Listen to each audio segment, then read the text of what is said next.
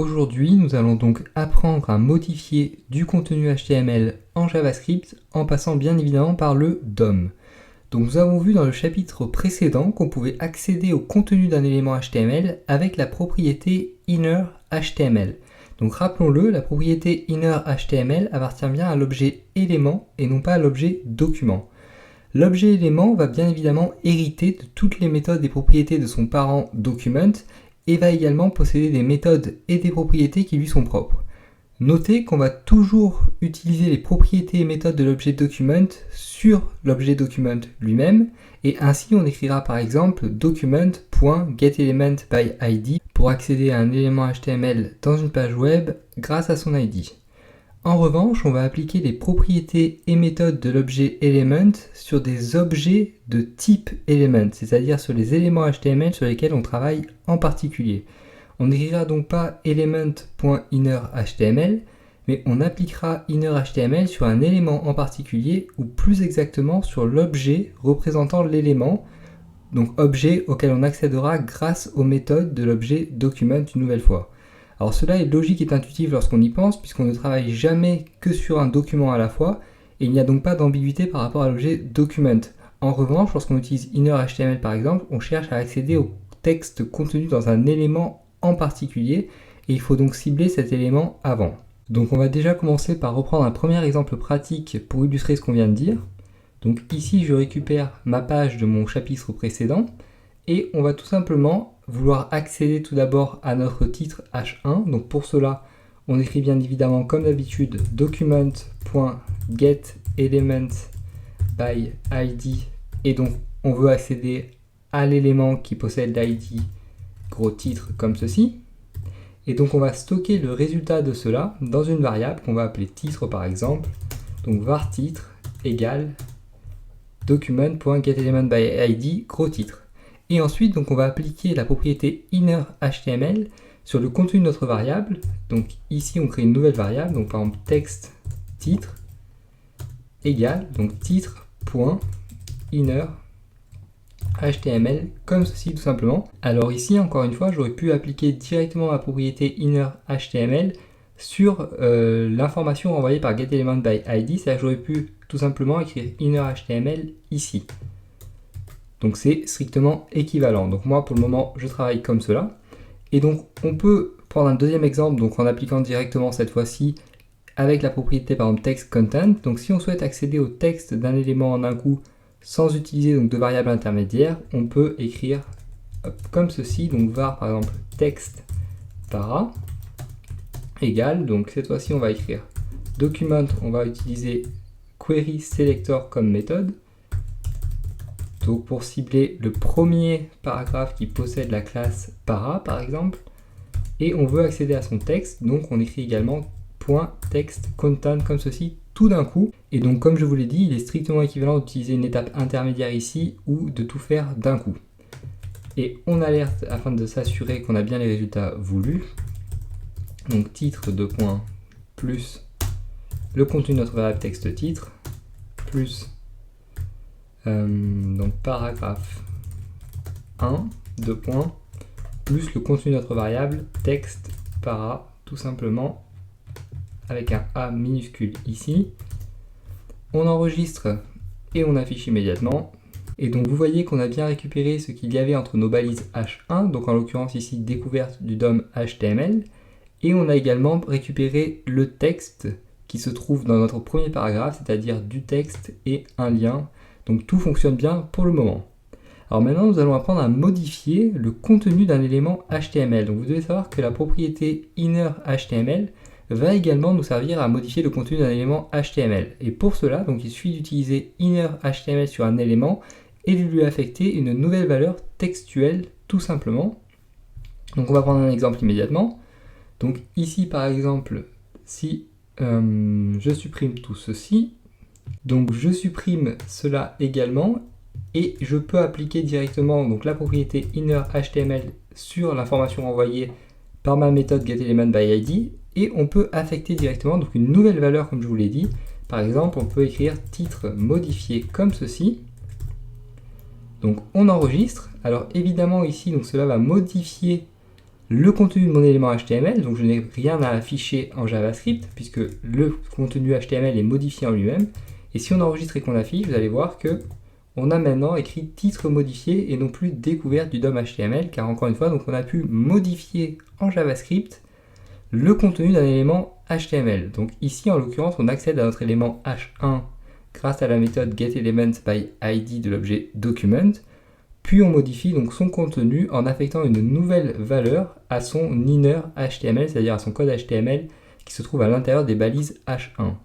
Donc lorsqu'on affiche la page, on s'aperçoit bien que notre titre a changé, et donc cela commence à être très intéressant puisque c'est la première étape pour pouvoir modifier ce que l'on souhaite sur notre page de manière dynamique, c'est-à-dire selon les préférences de chaque visiteur.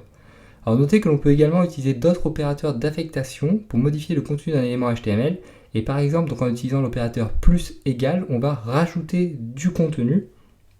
Donc ici par exemple, si j'écris plus égal à la place de égal, je vais rajouter du contenu à mon titre. Donc le contenu va se placer à la fin bien évidemment. Donc découverte du DOM HTML, par exemple, et de la modification en JavaScript. Comme ceci. Donc ici, si j'enregistre et que j'affiche maintenant, vous voyez donc que mon texte a été rajouté après donc le texte de base. Donc on a bien découvert du DOM HTML et de la modification en JavaScript.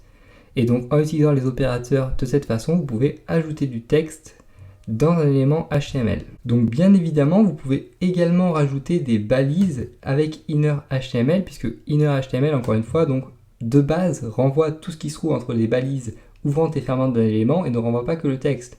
Donc ici, si par exemple je veux mettre donc une balise marque comme ceci et une balise fermante marque ici, donc ces balises vont bien être interprétées par le navigateur et vous allez voir qu'on va donc bien avoir le texte qui va être surligné en jaune comme ceci. Donc vous pouvez tout à fait préciser des balises HTML ici lorsque vous modifiez le contenu d'un élément HTML. Donc maintenant, on va essayer de modifier la valeur, cette fois-ci, d'un attribut HTML. Et donc pour modifier la valeur d'un attribut HTML, nous allons généralement utiliser la propriété attribute, tout simplement, de l'objet element. Alors pour utiliser cette propriété, nous n'allons pas écrire attribute, mais bien le nom de l'attribut dont on souhaite modifier la valeur, comme l'attribut href par exemple. Et donc ensuite, nous n'aurons plus qu'à affecter une nouvelle valeur à l'attribut ciblé. Donc on va essayer immédiatement de modifier la valeur d'un attribut href. Et donc pour cela, on va déjà reprendre notre page et utiliser notre propriété. Donc moi, je vais commencer par supprimer ceci.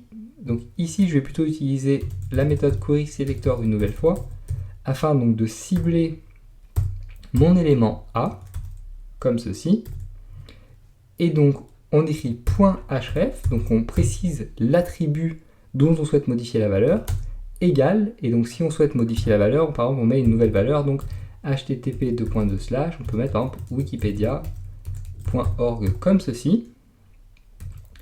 Et donc, mon href va maintenant avoir la valeur http:// wikipedia.org à la place de http:// pierre-giraud.com.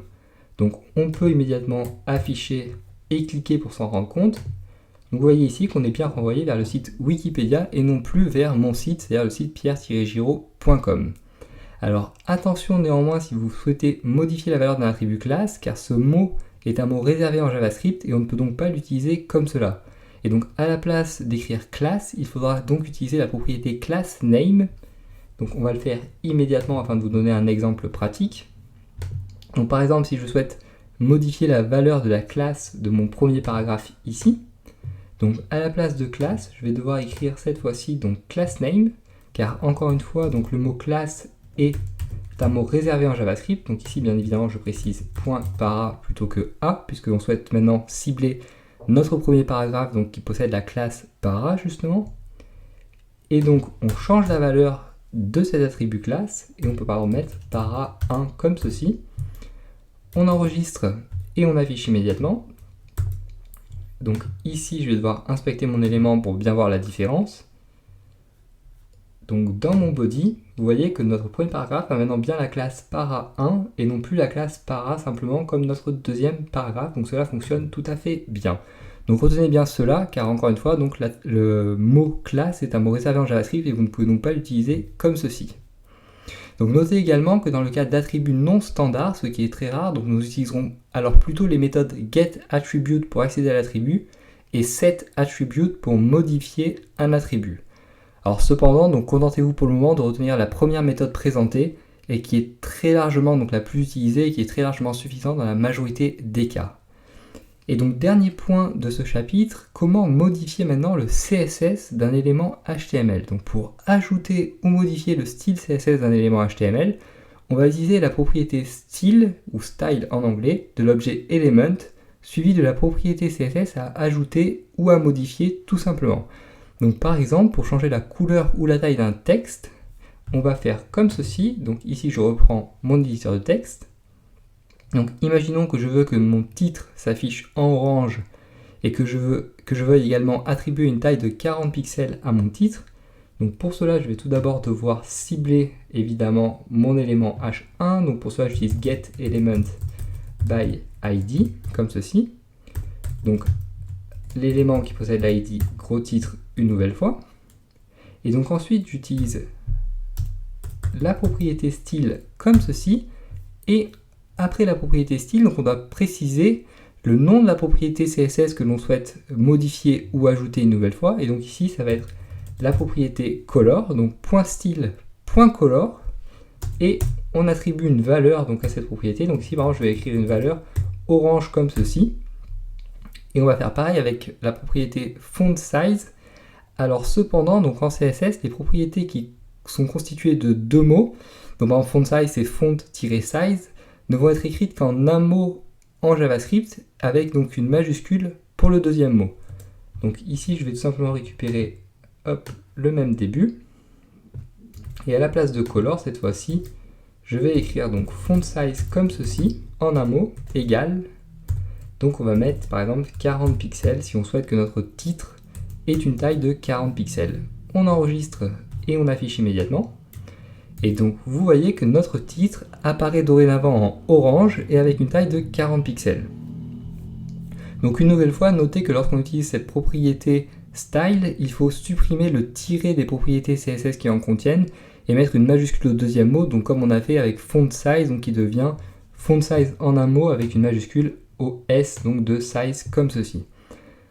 Alors il est possible que vous pensiez que tout ce que nous avons fait jusqu'à présent est sans intérêt, car en effet on peut également très bien changer la couleur de nos textes en CSS, et c'est tout à fait vrai, mais cependant donc l'intérêt du JavaScript va être de pouvoir changer la couleur d'un texte par exemple dynamiquement, c'est-à-dire en temps réel par rapport aux préférences d'un utilisateur. Et donc ce qu'on a fait depuis quelques chapitres constitue finalement une base essentielle pour pouvoir aller plus loin par la suite et pour pouvoir par exemple créer des boutons qui vont permettre aux utilisateurs de modifier le style de tel ou tel élément ou d'ajouter tel ou tel élément par la suite sur nos pages web.